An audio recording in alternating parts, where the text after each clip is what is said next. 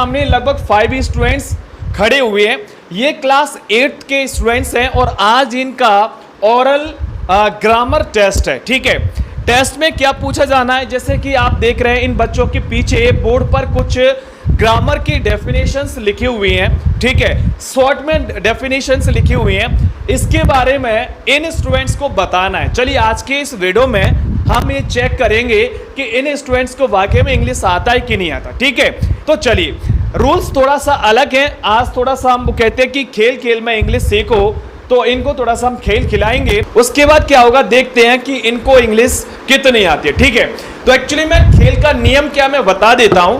जैसे कि आप सामने देख रहे हैं 5 स्टूडेंट्स है, 1 2 3 4 5। एक्चुअली मैं ये जो सेकेंड स्टूडेंट्स है ये फर्स्ट से क्वेश्चन पूछेगा, थर्ड स्टूडेंट सेकेंड से पूछेगा, फोर्थ स्टूडेंट थर्ड से पूछेगा, फिफ्थ स्टूडेंट फोर्थ नंबर के से पूछेगा, और ये जो फिफ्थ स्टूडेंट है इनका क्वेश्चन फर्स्ट वाला करेंगे। ठीक है, राउंड अप का ये जो नियम होता है उसको हम लागू करेंगे। ठीक है, तो चलिए सबसे पहले मैं संकेत को इनवाइट करता हूं, वो भूमि के लिए इनमें से कोई भी एक जो एक तरह से ऑब्जेक्ट है वो चुन सकता है। इसके बारे में भूमि को बताना होगी, डेफिनेशन देनी होगी। चलिए संकेत पीछे की ओर मोड़िए और इसमें से कोई भी एक ऑब्जेक्ट चुन लीजिए। चलिए बताइए, यानी टाइप्स ऑफ प्रोनाउन। इन्होंने संकेत ने संकेत दिया है कि टाइप्स ऑफ प्रोनाउन बताना है भूमि को। तो बेटा क्या होता है types of pronoun?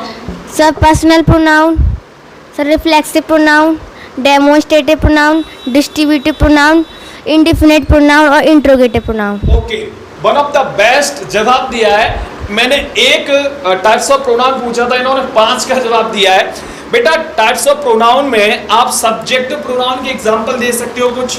Subject pronoun yes, he, okay, she, okay, we, okay, you, okay, I okay और दे।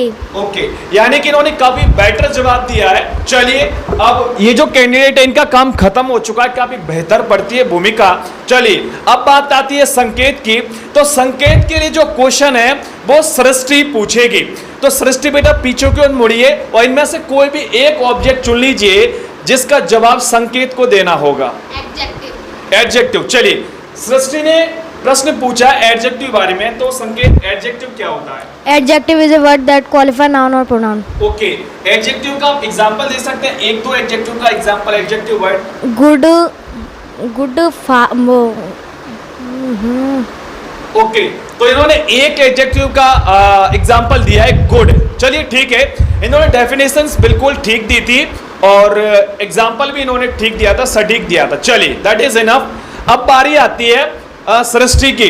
तो सृष्टि के लिए जो प्रश्न है वो कृष्णा पूछेगा। तो कृष्णा बेटा थोड़ा सा टर्न लीजिए और पीछे की साइड इनमें से कोई भी एक ऑब्जेक्ट का एक ऑब्जेक्ट चुनिए जो कि वो क्वेश्चन होगा सृष्टि के लिए।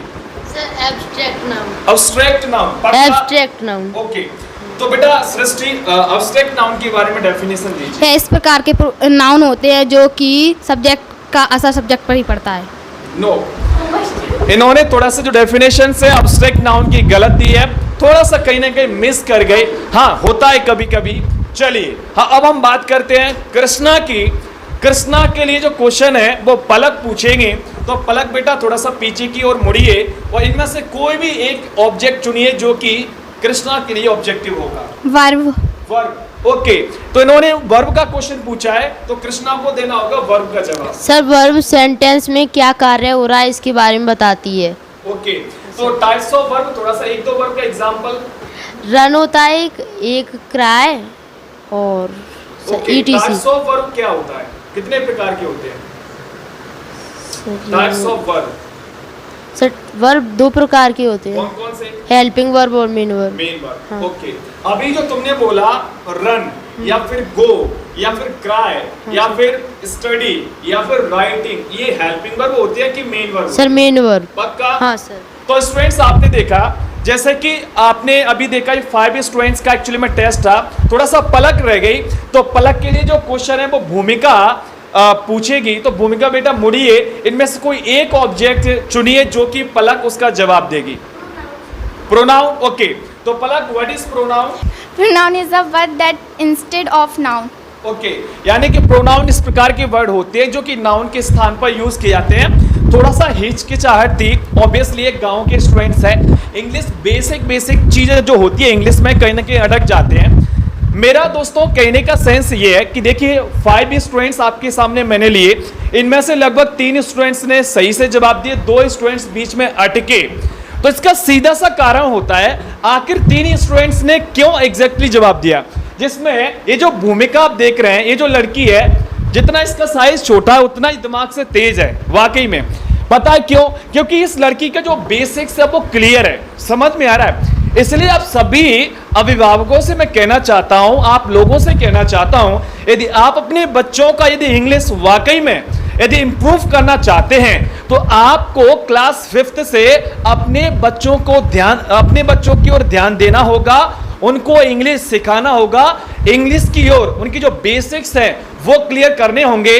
नहीं तो क्या होता है फिर बाद में बहुत ज्यादा दिक्कत आती है। आपके सामने एग्जांपल है, जैसा कि 3 स्टूडेंट्स ने सही से जवाब दिए, 2 स्टूडेंट्स बीच में अटके।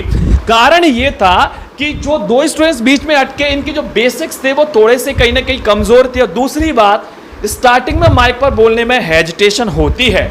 तो मेरा कहने का मतलब यह है, यदि आपके बच्चे 5th से लेकर 8th क्लास तक यदि पढ़ रहे हैं और इंग्लिश यदि वो नहीं पढ़ रहे, तो आपसे रिक्वेस्ट है कि आपको इंग्लिश को हल्के में बिल्कुल नहीं लेना है, क्योंकि इंग्लिश इस प्रकार का सब्जेक्ट है जो कि हर एग्जाम के अंदर पूछा जाता है।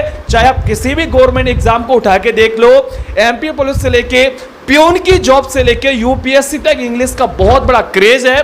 और इंग्लिश का एक तरह से जो लेवल बनाने के लिए आपके बच्चों के लिए 5th से लेके 8th क्लास के बीच में इंग्लिश पढ़ना बहुत जरूरी है। ठीक है, इसके लिए मुझे लगता है जो भी आपके पास में इंग्लिश की जो कोचिंग अवेलेबल है वहां पर आप जा सकते हैं, अदरवाइज डेली कोचिंग क्लासेस के पास भी आप आ सकते हैं। तो स्टूडेंट्स आपने बहुत अच्छा काम किया, क्लैपिंग फॉर आवर बच्चों के लिए थोड़ा सा तालियां बजाइए, काफी बेहतर जवाब दिया।